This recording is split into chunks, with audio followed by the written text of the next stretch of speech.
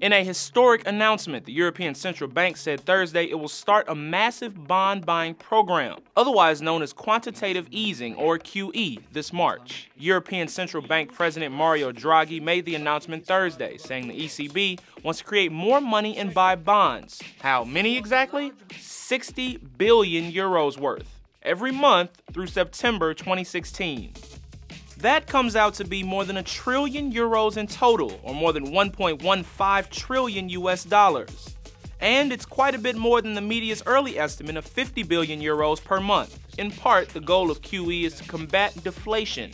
When currency gains value, people tend to sit on it instead of spending it, which is bad for the economy. But high inflation is also bad. What the ECB wants to do is find the happy medium at around 2%.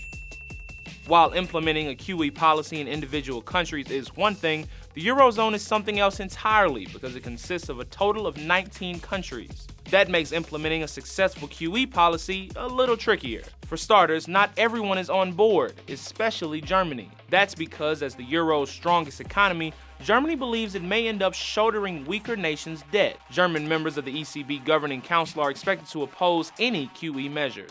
Then, as Bloomberg points out, there's the possibility that the QE just won't work as it's supposed to. Instead of folks spending all the fresh euros they're gaining from the policy on their floundering economies, they may decide to save instead, or invest the money in other economies. Then there's the whole 19 countries, 19 economies, 19 different political environments thing. The Wall Street Journal says the separate economies and banking systems could negatively impact the effectiveness of any QE measures as countries such as France and Italy neglect to make more reforms. Still, the Financial Times says this may be the best time for the ECB to start implementing QE policies. High spending, lower oil prices, and a relaxation of fiscal austerity all create what FT says could be a favorable win behind the ECB's announcement.